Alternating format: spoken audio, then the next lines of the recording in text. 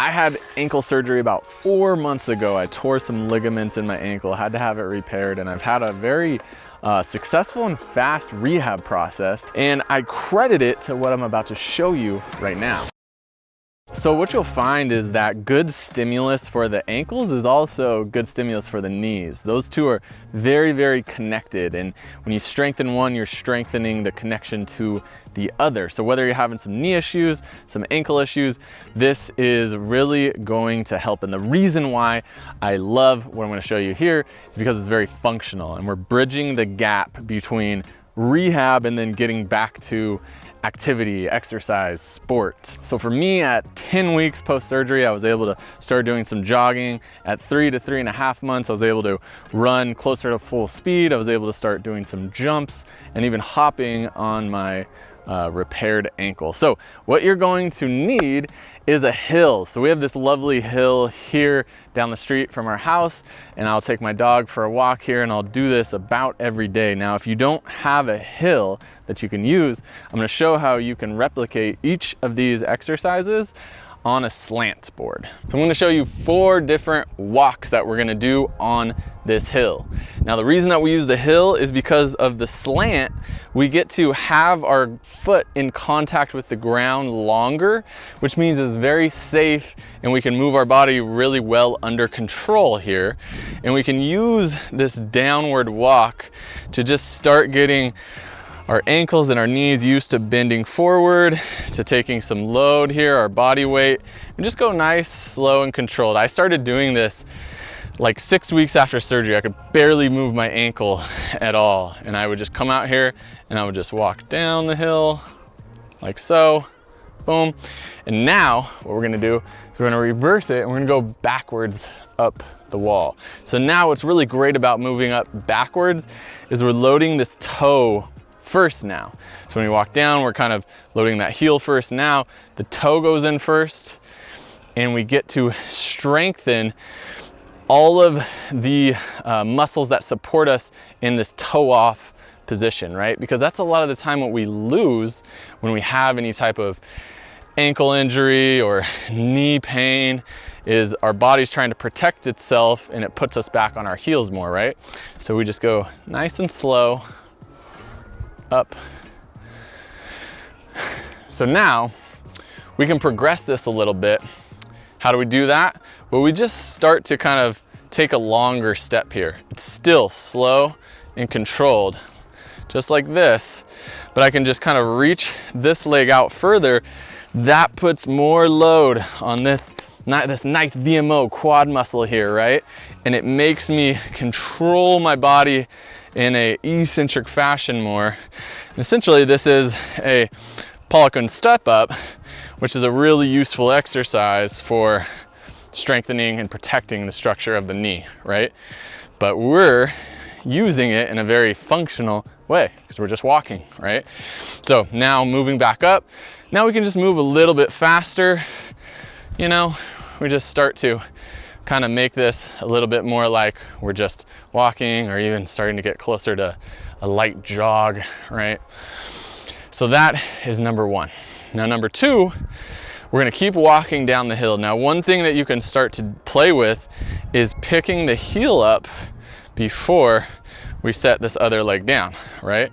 So a little bit of a calf raise, and now once again, we are training our body to do more of this toe off position, which is so valuable, or it's just what you need to do any type of dynamic activity like sport or any dynamic exercise. Now we're going to turn around, and we're going to start with walking up the hill. Now we're going to work on dorsiflexion, right? Any type of ankle injury, you're going to lose some ankle range of motion. So now we're just simply going to walk up here, boom, and we're just going to try to use as much ankle flexion here as we can. And it's a really nice way to regain that after injury, right? So let's do that one more time. We'll walk down. Once again, we can start extending. We can start lifting the heel, whatever's comfortable for you, right? If you just want to keep it nice and small, that is totally fine as well, right? Whatever your level is, there's no rush. Now, once again, we can do the same thing when we're walking up. I start to just press up with my heel more. So now I'm kind of getting that stretch for the calf and then activating the calf to bring me up, right? You can turn that more into like a march motion. So after surgery, I had no dorsiflexion at all. I was trapped at 90 degrees.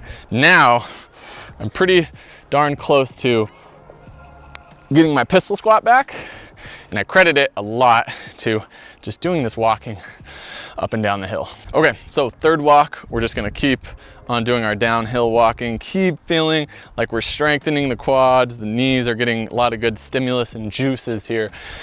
Now when we walk back up, we're gonna keep the heel lifted and we're really gonna drive into the toe. So for me, this was one of the hardest things to get back, right? Ankle injury, I was like trapped in a cast for so long, I was just heavily on my heel. Need to take some time to get this strength back, right? So what we do is now we keep that heel up, we really drive up through our toes here, boom. That calf starts working more. We're pressing that toe, those toes hard into the ground, boom, right? So we take a calf raise. This is very functional calf raise, right? We're actually doing what we want from that calf raise, we're actually putting it into practice here.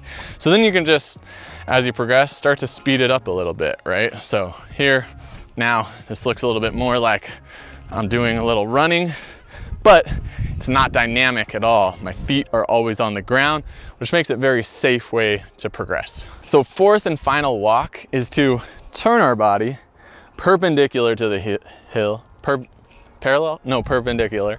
And now this is going to put our ankles on a different type of axis here, right? So now we're gonna be getting some inversion and eversion, this little rotation of the ankle, right? So inversion, this leg, this foot more everted, and then we just slowly, under control, walk forward, right? If you have like an ankle, like a general ankle sprain like this, you're gonna be really, really sore here. You might even be a little bit scared to go into that position, which means we need to strengthen it. But with the hill or the slant board, we can do it where our whole foot is still in contact with surface, which means that it's really stable and you're not at risk of doing, you know, any type of further injury here, right? So now turn around. Now we're getting the opposite stimulus. We got inversion here, eversion here. Just simply walking forward, right? You can even stop, do a little single leg balancing, right? Take longer time on each leg. Boom, really, really good for the ankles. And what people sometimes don't talk about is that I need good ankle range of motion and stability for my knee, right? My knee doesn't have as much of this motion. It doesn't rotate as much. So if I don't have that stability here, then I'm gonna be at higher risk for my knee to get some type of lateral injury, right? So strengthening these ankles side to side is going to help the knees so much. So guys, those are the 4 walks. I'm usually doing each walk 3 to 5 times. You could do it even more, depends on how much time you want to spend doing this. But something I like to break up the walks with is doing a little bit of heel elevated, you know, because we have the slant or the slant board, squatting, right? So this is something that physical therapists use a lot, is these kind of slow, controlled heel elevated squats, because it trains the knee to move forward in a very, very safe manner, right? So we're getting some good juice, some good blood flow to these knees here, right? It needs to be able to track forward to be healthy, but we can do it in a very safe way with this slant. Now, you know, maybe you have some tendinitis, some patellar tendinitis, right? This can be awesome for that, but sometimes what can be even better, people don't talk about it quite as much, is to do an isometric hold. So I can go down, let's see, maybe I start to feel a little discomfort right here. I hold here, I squeeze my quads, my hammies, my butt, I squeeze everything. I can drop down a little bit further. Maybe I hold right here, squeeze, come up. I could even hold again, squeeze. Whew. 1 rep, very, very hard. But what can sometimes start to happen is you start doing these isometrics and then you start saying, wow, that pain is really lessening, right? It's not as bad. Over time, you might even be, wow, that pain is going away, because we're signaling to our body that it's safe and we own this position, right? And we can be here, so the nervous system can like down-regulate that pain signal. So getting back to our ankle health, we can mix it up with breaking up our hill walks with doing some single leg balancing. You know, when I first got cleared to be out of my walking boot, I couldn't even balance for like 5 seconds, right? Now this has become really easy. And once you get to the point where this is easy, now you want to throw a little bit more complexity in here. So we can tap, we can move this around, or we can do a Romanian deadlift, right? We're just throwing in some chaos to make the ankle have to work more to find stability while the rest of the body is moving. So that's pretty much been my routine for the last couple months, doing about these 6 exercises. I do them most days of the week. It only takes me around 10 minutes. Guys, I know that injury, that pain, that discomfort, that all these things just really suck, right? Trust me, I've been through it the last 6 months. Not being able to do what you want to do with your body, it can be quite depressing, right? But I want you to feel uplifted and know that there is a way to get yourself back up and running full speed. And it might not be day-to-day progress. It might be week to week. It might be month to month. It's going to take some time, but if you're just consistent with your effort, you'll be able to do this, right? This stuff does not take a whole lot of energy out of you. You just have to have the willpower to say, hey, I'm gonna go do this every day or every other day or whatever. So I'm wishing you the best in strengthening those knees, those ankles. Let's get out there, let's play, let's explore, and let's train. If you found this video useful, we really appreciate a thumbs up. Drop a comment, let us know how these exercises are going for you. And as always, subscribe to StrengthSide.